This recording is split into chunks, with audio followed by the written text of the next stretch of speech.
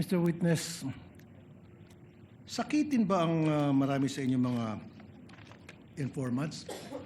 May mga malalang sakit ba sila? Sir, that I would have no personal knowledge po. Sir. You should. Kasi ito, ang dami. 170,000, 50,000, 200,000 each informant. So para mabigyan nyo ng napakalaking halaga bawat isang informant pambili ng gamot, dapat magtataka ka. Anong gamot kayong bibili nito? Bilang isang intelihenteng tao, I know you're very intelligent, you're very smart. Did you not try to ask? O at least nagtaka? Baka may rheuma, arthritis, nagpapa-chemo, should have asked. At kung mga bata nga, inquisitive yung mga bata, anong gamot ang bibilin mo? Paghihingan mo ng pera ng bata, kunyari, Toy, pahingin pera, bili akong gamot. Anong gamot bibilin mo, kuya? Bata yun grade 1. Ikaw pa kaya? Why? At the time po, sir, I did not ask anymore kay Colonel Lachica, sir. Why not? Because, sir, I already gave I trusted what the security officer mentioned to me, sir. But it is your responsibility to know.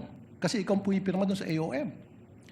Sir, in terms of the responsibility to know, sir, I'm not sure, sir, if I'm the one who's responsible to know, sir. But the So task you're to not me, sure. That means, ayoko nang gumamit ng pangsalita. It's unbelievable. It defies logic talaga, really, sir. You're not really making sense at all. Anyway, move on tayo. Yung, alam mo naman sa DOH, nagbibigay ng libreng gamot. Meron Yes, kayong mga medical assistance program. Yes, sir. Oh, ba't di nila kayo humingi sa DOH? In fact, by the hundreds of millions and billions, nag-expire lang dyan sa bodega ng DOH, natatapon lang. Sayang. So dapat humingi na lang kayo sa DOH. Bigyan nyo lahat ng informant nyo ng kung anong klaseng gamot. Libre pa. Nakalibre kayo.